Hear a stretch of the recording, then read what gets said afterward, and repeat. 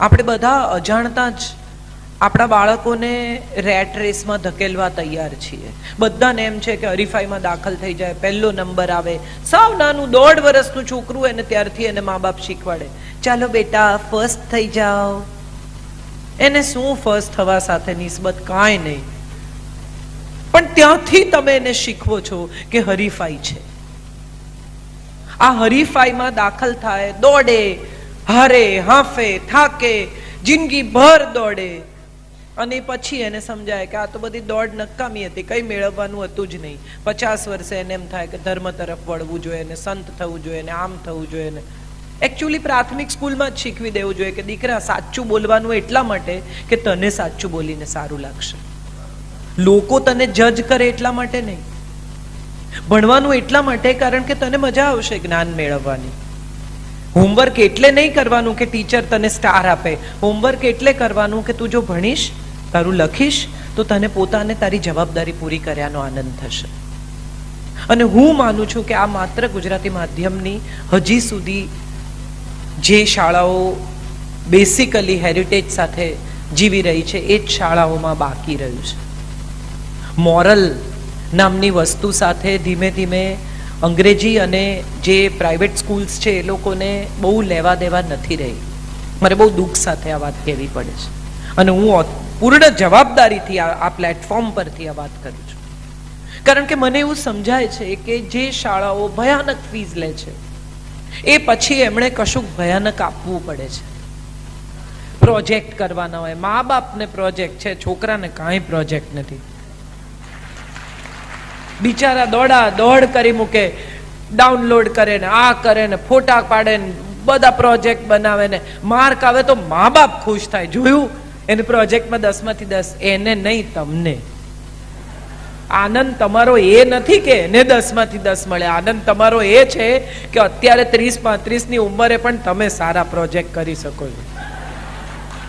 એને બચાડાને શું, એને કાંઈ પ્રોજેક્ટ કરવા નથી, એને મજા કરવી છે. 1 થી 4 ધોરણ એ મજા કરવા માટેની જગ્યા છે. એને આનંદ થવો જોઈએ સ્કૂલે જવાનો. રવિવારે ઉઠીને એને પૂછવું જોઈએ કે આજે નથી જવાનું. એને બદલે આંખ ખુલે ને ખુશ થાય કે હા આજે નથી જવાનું. આવી આપણે સ્કૂલ્સ કરી નાખી. હું જે સ્કૂલમાં ભણી છું, પ્રાથમિક સ્કૂલ ચંદુલાલ નાણાવટી કન્યા વિનય મંદિર, હું આજે પણ મારી સ્કૂલના કેમ્પસમાં જઈને ઊભી રહું તો મને એવું લાગે છે કે ભૂમિ સાથેનું મારું અનુસંધાન છે. મારી નવલકથામાં મેં એ સ્કૂલનું મેન્શન કરેલું ને કોઈકે મને ફોન કરીને પૂછેલું તમે ત્યાં ભણ્યા છો. શિક્ષકની જવાબદારી શું છે એવો સવાલ જ્યારે કોઈ પૂછે ત્યારે મને હંમેશા એવું થાય છે કે બધી જવાબદારી શિક્ષકની જ છે. શિક્ષકે બધું કરી બતાવવાનું છે. શિક્ષક પાસે નિષ્ઠા, શિક્ષક પાસે સંસ્કાર, શિક્ષક પાસે સિદ્ધાંત. અને મા બાપ પણ એવું કહે કે અમે તો મોકલીએ છીએ પછી તમે કશું નથી કરતા, અને છતાંય શિક્ષકને શિક્ષા કરવાનો અધિકાર નહીં. એને બધું કરી આપવાનું, જાદુની જેમ મેજિક બતાવવાનું. એને પોતાના અધિકારનો ઉપયોગ નહીં કરવાનો, જવાબદારી નિભાવવાની. અહીંયા બેઠેલા શિક્ષકો વાલીઓ પણ છે. આઈ એમ શ્યોર બધાના બાળકો ભણતા હશે, ભણ્યા હશે. એ શિક્ષક બિચારા સ્કૂલે નોટો તપાસવામાં સમય ના મળે એટલે ઘરે લઈ આવે. બચ્ચું બિચારું આવે કે મમ્મી આટલો દાખલો ગણાવ ને, કે ઉભો રે યાર અમારે નોટો તપાસવાની છે. કેટલું બધું એવું છે કે જે એક શિક્ષકે પોતાના બાળકને વંચિત રાખી અને બીજાના બાળકોને આપ્યું છે. એની કદર થવી જોઈએ. આપણે એની કદર નથી કરતા. એક શિક્ષક જે આપે છે ને એને નતમસ્તક સ્વીકારવાનું આપણા બાળકને શીખવવું જોઈએ. શિક્ષકની મજાક કરે, શિક્ષક વિશે કશું ખરાબ બોલે તો સૌથી પહેલી ફરજ વાલીની છે કે એમ કે આવી રીતે તારા ટીચર વિશે તારાથી બોલાય છે નહીં. મોરલ્સ જ્યાંથી શરૂ થાય છે ને એ આ પાયો છે.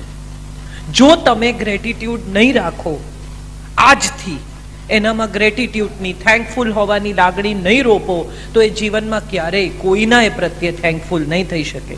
જે પોતાના શિક્ષક પ્રત્યે થેન્કફુલ નથી એ જીવનમાં ક્યારેય કોઈના પ્રત્યે થેન્કફુલ નહીં થઈ શકે. ભાષા જ્ઞાન તમે લખી ક ખ ગ લખી શકો છો ને, કારણ કે તમારી પ્રાથમિક સ્કૂલના શિક્ષક હતા. તમે તમારી ભાષા બોલી શકો છો કારણ કે પ્રાથમિક સ્કૂલના શિક્ષક હતા. તમે સાદા આંકડાથી શરૂ કરીને આજે મોટા મોટા સાયન્ટિફિક કેલ્ક્યુલેશન્સ ને ફિઝિક્સના કેલ્ક્યુલેશન સુધી પહોંચ્યા છો. આજે તમે બહુ મોટા સાયન્ટિસ્ટ છો, તમે બહુ મોટા સ્ટેટિસ્ટિશિયન છો, આજે તમે MBA છો, કારણ કે તમને 2 ને 2 4 નો સરવાળો તમારા શિક્ષકે શીખવ્યો છે. મને બહુ રિસ્પેક્ટ છે પ્રાથમિક સ્કૂલના શિક્ષકો પરત્વે. અને સાહેબ છે ને, બહુ મજાની વાત એ છે કે સાવ મૂકી જાય મા બાપ. નર્સરીના બાળકોને તો પોટી ટ્રેનિંગ પણ કેટલાક મા બાપે નથી કરી હોતી.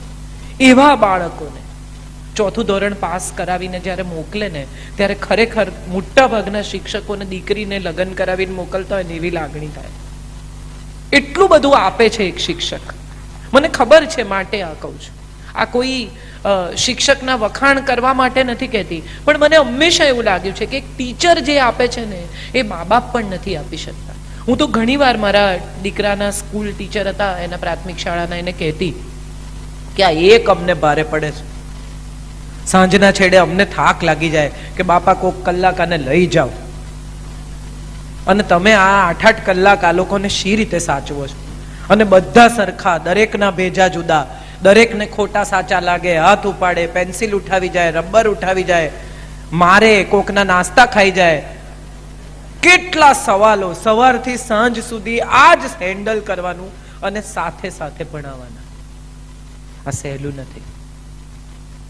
મારો દીકરો 1.5 વર્ષનો જ્યારે ગુજરી ગયો, ત્યારે સિવિયર ડિપ્રેશનમાંથી હું પસાર થતી હતી. અને ત્યારે મારા સાયકોલોજિસ્ટે પ્રશાંત ધીમાણીએ મને સલાહ આપી કે તમે પ્રાઇમરી સ્કૂલમાં નોકરી કરો, એના જેવી કોઈ થેરાપી નથી. અને મેં બીજા ધોરણના ક્લાસ ટીચર તરીકે એકલવ્ય સ્કૂલમાં 1.5 વર્ષ કામ કર્યું. હું સાજી છું અથવા તમારી સામે ઊભી છું તો હું આભાર માનું છું એ બાળકોનો કે જેણે મને સાજી કરી.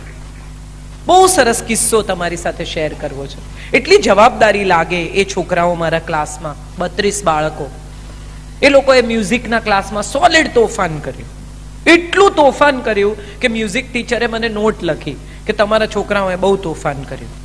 અને એમાંના અડધા બાળકો સ્લમના, કારણ કે દિશા નામનો ક્લાસ એ વખતે rights to equality, rights to એજ્યુકેશનનું બહુ હતું, એટલે મારા ક્લાસમાં 17 બાળકો સ્લમના અને બાકીના સંભ્રાંત પરિવારના બાળકો, અફ્લુઅન્ટ ક્લાસના. ખૂબ તોફાન કર્યું મ્યુઝિકના ક્લાસમાં, રાગડા તાણ્યા ને કંઈક ચોક ફેંક્યા ને. અને આ છે ને મોબ સાયકોલોજી, એક શરૂ કરે પછી બધા કરે, આમાં પછી ટોળું ઘસડાય.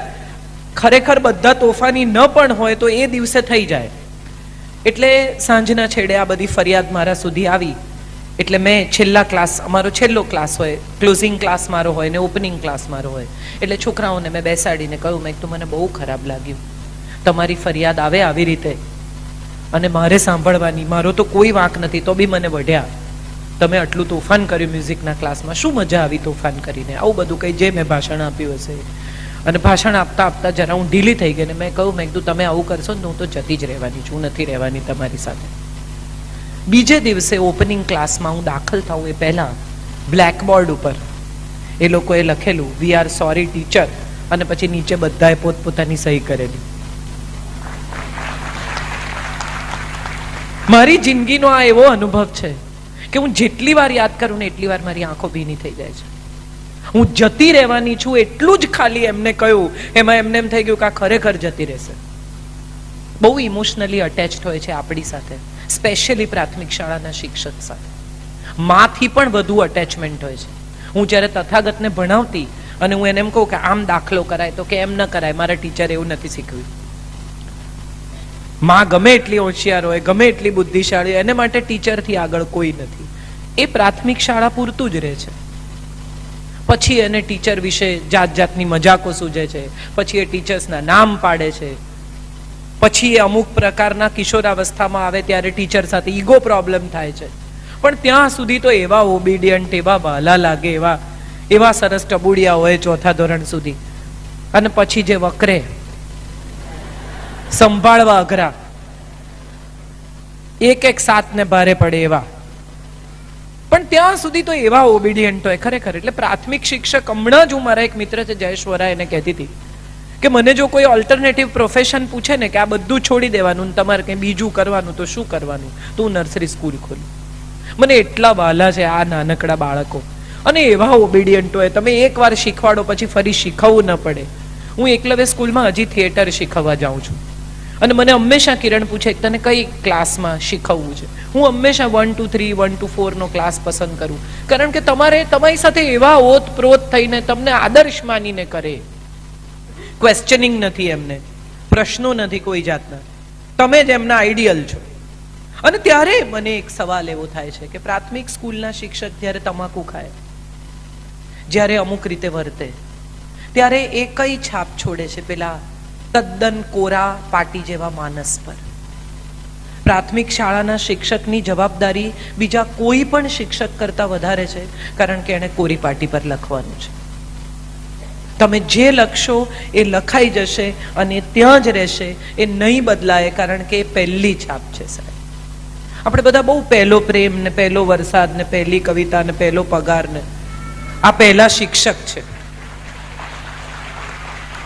ટ્રસ્ટ મી, આ બધા પહેલાનું બહુ મહત્વ છે. આ પહેલા શિક્ષકનું પણ એટલું જ મહત્વ છે. તમે પણ આંખ મીચીને યાદ કરો તમારા ટીચરને. તમને કોણ યાદ આવે છે? તમારા માધ્યમિકના ટીચર નહીં જ યાદ આવે તમને. તમને તમારા પ્રાથમિકના જ ટીચર યાદ આવશે. એનું કારણ છે કે છાપ છે તમારા ઉપર, અને ઊંડી છાપ છે સાહેબ. આજે હું અહીંયા ઊભી છું કે ચોખ્ખું ગુજરાતી બોલું છું, મારી જોડણી બહુ જ સરસ છે. હજી રસ્વ આવે કે દીર્ઘ આવે મને હજી પણ ખબર છે. આગળથી ને પાછળથી નથી બોલતી હું. આ બધા છોકરા આગળથી ને પાછળથી બોલે, પણ મને એટલા માટે હું આ વાતનું મહત્વ સમજુ છું કે એ જ વખતે જોડણી પાકી થઈ ગઈ કે તું બોલજો નિખિલ, નિખિલ. કરેક્ટ. શું આવશે જોડણી? તમને ખબર જ પડી જાય કે લાંબો ઉચ્ચાર એટલે રસ્વ ને ટૂંકો લાંબો ઉચ્ચાર એટલે દીર્ઘ ને ટૂંકો ઉચ્ચાર એટલે રસ્વ. આ પછી તમને જીવનમાં કોઈ દિવસ દીકરી રી લાંબો આવે કે ટૂંકો આવે. હું મારા ટાઈપિસ્ટને શીખવાડું ગુજરાતી કે ય ની આગળ હંમેશા રસ્વ જ આવે. નારિયેળ, ઘડિયાળ. મારી પાસેથી લોકો શીખીને ગયા છે, ત્યારે મને એમ થાય કે મારો સ્ત્રોત ક્યાંથી આવે છે? તો મારો મૂળ ત્યાંથી આવે છે કે કઈ ઉંમરે આ જોડણી મને શીખવાડવામાં આવી છે, કે ભૂસાતી જ નથી. I'm so good at my spellings in English. Why? Because I was taught with phonetics. PET બોલ pet, PAT બોલ pat. તમને એકવાર આ ફોનેટિક્સ સાથે શીખવાડે, જિંદગીમાં કદી સ્પેલિંગમાં ભૂલ ન પડે. અને આ પ્રાથમિક શિક્ષણનું કાર્ય છે સાહેબ. કેટલું શીખવ્યું છે અમને, એટલી ઝીણી ઝીણી વસ્તુઓ શીખવવામાં આવતી. ગાર્ડનિંગ, આજે મારા ઘરમાં સુંદર બગીચો છે, મારે માળીની જરૂર નથી પડતી, કારણ કે અમને એટલી નાની ઉંમરે બગીચાનું કામ શીખવવામાં આવેલું. 1 થી 4 ધોરણમાં હું બધા શાક ખાઉં છું, કારણ કે અમારી સ્કૂલમાં રોટલી લઈ જવાની અને શાક સ્કૂલમાંથી આપે, અને જે આપે તે ખાઈ જ જવાનું. પ્લેટ સાફ કરી ધોઈને તમારે મૂકવાની. હું આજે પણ મારી થાળી ઉપાડીને જ્યાં પણ કોઈને ઘરે જમું તો પણ ખાળ સુધી લઈ જાઉં છું. આ બધું પ્રાથમિક સ્કૂલમાં શીખી છું. અને એટલા માટે મને લાગે છે કે પ્રાથમિક શિક્ષણ એ માત્ર અક્ષર જ્ઞાન નથી, એ માત્ર ગણિતનું જ્ઞાન નથી. આ હું માનું છું ગાંધીજીએ જે બુનિયાદી શિક્ષણની વાત કરી, વિનોબાજીએ જે શિક્ષણની વાત કરી, આ માત્ર એડ્યુકેશન સાથે જોડાયેલી વાત નથી. ગાંધીજીએ 2 સુંદર શબ્દો આપ્યા, શિક્ષણ અને કેળવણી. શિક્ષણ એ અક્ષર જ્ઞાન છે. બહુ હોશિયાર હોય માણસો, એને આપણે જોયા છે કે ગમે તેટલા હોશિયાર હોય, તોછડા હોય, બેસિક્સ ના આવડે. અને એવા લોકોને આપણે જોયા છે કે જે બહુ મોટી પોસ્ટ પર પહોંચ્યા પછી પણ સાવ પાયા ના હોય. હું સાહેબ બેઠા છે ત્યારે જ વાત કરું કે અમે એક વિમાનમાં સાથે પ્રવાસ કરતા હતા. હું તો બહુ રાજનીતિથી તદ્દન દૂર રહું છું અને કોઈને ઓળખતી નથી. એમાં એક જણે કહ્યું કે આ સાહેબ મિનિસ્ટર છે, એટલે એમણે કહ્યું હું કચ્છનો છું, નમસ્કાર. કોઈકે ઓળખાણ આપી મિનિસ્ટર તરીકે, એમણે ઓળખાણ આપી હું કચ્છનો છું, નમસ્કાર. ત્યારે તમને સમજાય કે આ કઈ શાળામાંથી આવેલી નમ્રતા હશે. કહી શક્યા હોત કે હું મંત્રી છું, નમસ્તે. એમણે ન કહ્યું. આ ક્યાંથી, કઈ શાળામાંથી આ નમ્રતા આવતી હશે? હું આઈ એમ શ્યોર એ કોઈ આવી સામાન્ય સરકારી શાળામાંથી જ બહાર આવ્યા છે. અને ત્યારે મને એવું લાગે કે સરકારી શાળા, મ્યુનિસિપાલિટીની શાળા, આવા બધા શબ્દો વાપરવાને બદલે આપણે એમ કહેવું જોઈએ કે આ અમારી શાળા અને આ વિદેશી શાળા. આ આપણું બેસિક એજ્યુકેશન છે. આ ઇન્ટરનેશનલ સ્કૂલ છે આપણું એજ્યુકેશન. આપણે તો ગુરુકુળમાં ભણ્યા. આપણે ત્યાં તો શ્રુતિ અને સ્મૃતિનું શિક્ષણ છે.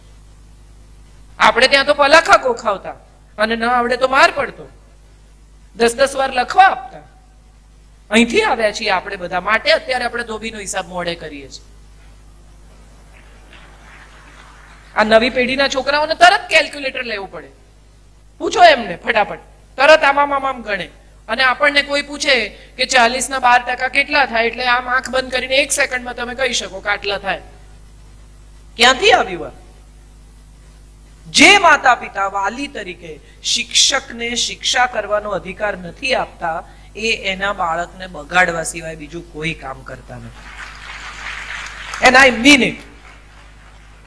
એકાદ લાફો શિક્ષક મારે તો એ મારે હિસાબે ગુનો નથી. કાયદો હોય તો ભલે હોય, બાકી એકાદ ઠોકી દેવાનો અધિકાર તો શિક્ષકને હોવો જ જોઈએ. જે આખો દિવસ રાખે સાહેબ, એ વઢે નહીં. તમે 10 વાગ્યામાં છોડી જાઓ છો અને 5:30 લઈ જાઓ છો. આખો દિવસ જે તમારા બાળકને સાચવે, શીખવે, સુધારે નહીં. આઈ એમ શ્યોર એ અધિકાર શિક્ષકને મળવો જોઈએ. કાયદામાં આ વિશે કોઈક જોગવાઈ તો હોવી જોઈએ. મને હંમેશા એવું લાગે છે કે આ જે ગુરુકુળમાં લઈ જતા હતા અને કાયમ માટે મૂકી આવતા હતા મા બાપ, કે હવે રાખો 7 વર્ષ, અને પછી જે બહાર નીકળતા હતા ને, એ શ્રી કૃષ્ણ ને બલરામ છે, એ રામ છે. એમને નહીં થાય સાહેબ. ગુરુની પત્ની લાકડા કાપવા મોકલે અને આખી રાત ઝાડ પર વિતાવે ને, એ જ કૃષ્ણ થઈ શકે. સુવાળા અને પોપલકારા મા બાપ પાછા લઈ જાય. એવું કર્યું તને ટીચરે બેટા? હું કાલે વાત કરીશ. હા, એ ક્યાંય પહોંચે નહીં. એને ટ્રેન છૂટી જાય ને તો એ સ્ટેશન પર બેસીને રડે, અને પછી કઈ ટ્રેન આવશે ને એટલી તપાસ કરવાની પણ આવડત એનામાં નથી. સંઘર્ષમાંથી જે બહાર નીકળે છે ને તપીને, એ જ સોનું છે સાહેબ. બાકી બધું પીગળી જાય છે ઊંચા તાપમાને, અને પીગળી ગયા પછી એ ધાતુ કઈ છે ખબર પડતી નથી. પછી બધી ભેગી થઈ જાય છે. અગત્યનું એ છે, સમય ઘણો થયો છે છતાં મારે તમારી સાથે થોડી વાત કરવી છે. મોટા ભાગના વાલીઓને મેં જોયા છે. તમે શિક્ષક તરીકે વાલી પણ છો, અને એમાં જો બાળક બિચારું તમારી ક્લાસમાં ભણતું હોય તો એનું આવી જ બને. દાખલો બેસાડવા માટે ટીચર પોતાના બાળક સાથે એટલા સ્ટ્રિક્ટ થાય. ન કરતા હોવ. તમારું બાળક તમને ધિક્કારે, તમારા વિદ્યાર્થીઓ તમને ચાહે એવી પરિસ્થિતિ ઊભી ના કરતા. મોટા ભાગના ટીચર્સ આવું કરે. હું તો મારા છોકરાને નથી છોડતો તો બીજાને. અરે ભાઈ, એમ ન હોય. આટલું બધું તમારા બાળક સાથે કડક થઈને કંઈ મેળવવાનું નથી.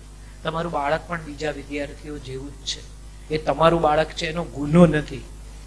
આવું હું માનું છું બધા શિક્ષકોએ સમજી લેવું પડે.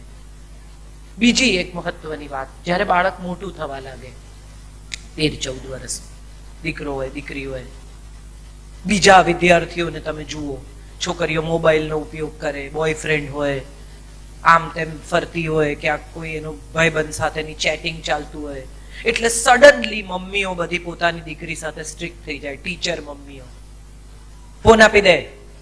બાજુવાળાને ત્યાં જોયું ને શું થયું?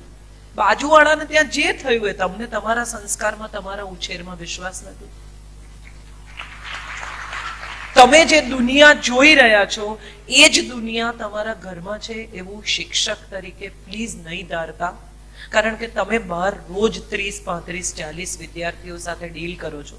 અહીંયા એક બાળક છે અને એણે તમને જોયા છે, તમે આદર્શ છો એને માટે. એ નહીં કરે ખોટું, એવા વિશ્વાસ સાથે વાલી બનજો.